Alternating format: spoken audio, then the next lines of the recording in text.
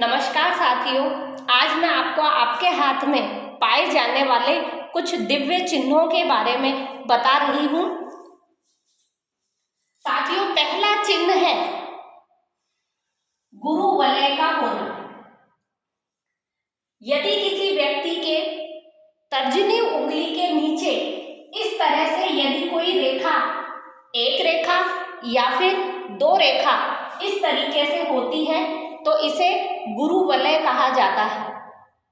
साथियों, गुरु वलय जिन लोगों के हाथ में होती है ऐसे लोगों पर बहुत बड़ी ईश्वर की कृपा होती है।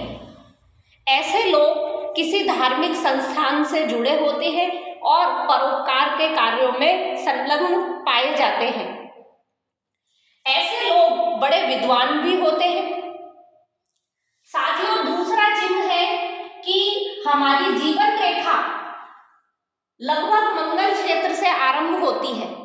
यदि किसी व्यक्ति के हाथ में जीवन रेखा गुरु क्षेत्र से प्रारंभ हो और इस तरह से दो रेखाओं के रूप में चले, इनमें बाहर वाली रेखा जीवन रेखा कहलाती है और दूसरी अंदर वाली रेखा जिसे हम गार्जियन एंजल लाइन भी कहते हैं, मंगल रेखा भी कहते हैं, ये दिव्य चिन्हों में आती है। ऐसे लोगों पर भी साथियों एक डिवाइन एनर्जी हमेशा इनका साथ देती है, इनकी प्रोटेक्शन के लिए हमेशा तैयार रहती है।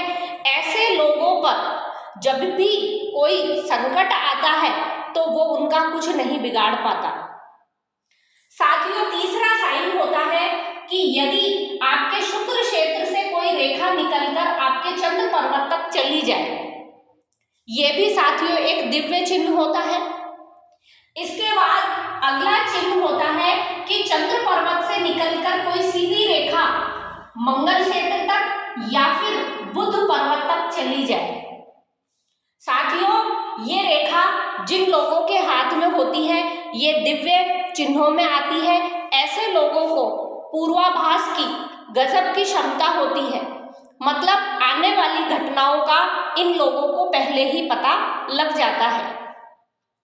इसके अलावा यदि किसी व्यक्ति के हाथ में इस तरह से फिश साइन बनता है, इसे मछली का चिन्ह कहते हैं, ये साइन भी दिव्य चिन्हों में आता है। इसी तरीके से यदि किसी व्यक्ति के हाथ में कछुए का साइन बने इस तरीके से,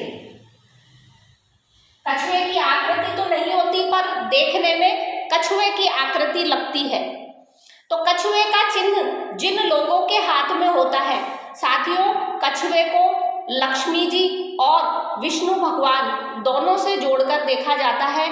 जिन लोगों के हाथ में कछुए की आकृति पाई जाती है ऐसे लोगों पर लक्ष्मी जी और विष्णु जी की विशेष कृपा होती है, अर्थात इनके जीवन में इनको मानसिक शांति भी प्राप्त होती है और इनके जीवन में धन की, दौलत की या फिर किसी भी प्रकार की समृद्धि की कोई कमी नहीं होती। तो साथियों, आप भी अपने हाथ को चेक कीजिए और बताइए क्या इनमें से कोई चिन्ह आपके हाथ में है। धन्यवाद।